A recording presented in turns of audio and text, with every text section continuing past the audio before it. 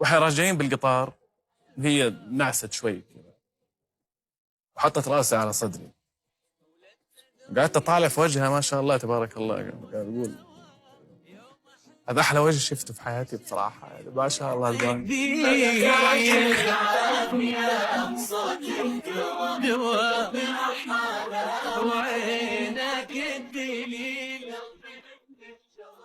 من بعد اللحظة هذه تزوج يعقوب من ليلى اسكندر وعاشوا أجمل حياة زوجية سعيدة. زواج يعقوب الفرحان من ليلى اسكندر أثار ضجة كبيرة على مستوى الشارع السعودي، وثار غضب متابعينه إنه كيف هو سعودي ويتزوج من وحدة لبنانية، وليش ما تزوج سعودية؟ فرد عليهم يعقوب: انا يهمني الانسان، يعني انا ليلى حبيتها لانها ليلى، ممكن ليلى تكون في السعوديه. لكن عندما تكثر عليك الانتقادات تكون أمك هي الجيش الوحيد الذي يوقف معك ويكون ضد كل الناس حتى لو كنت أنت على غلط. يقول أم يعقوب الفرحان إن زواجه من امرأة يحبها ما حيب نهائيا، وإنها تماما فخورة بالشيء اللي سواه. هو كل سنة وهو طيب بصحة هو وزوجته.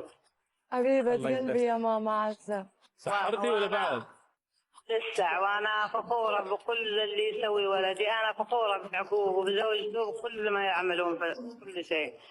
وأنا ما علي كلام الناس اللي يتكلمون، ما علي منهم يتكلمون، ما في مشكلة منهم، وأنا خلاص فخورة بولدي. الله يوفقه والله يستر عليه ويحفظه من كل شر إن شاء الله ويسعده في حياته. أنا ما زعلانة عليه، أنا فخورة وأنا أحبه وأنا ما.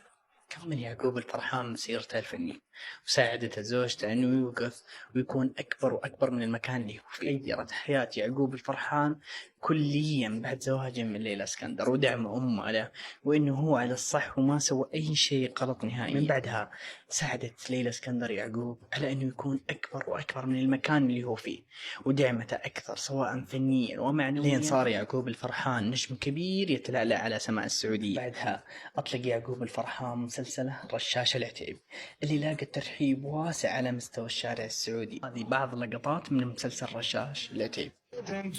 شهيكم لغزم يا ملاعب.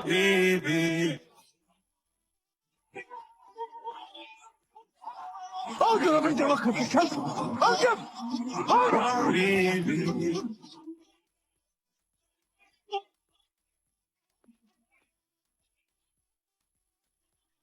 حبيبي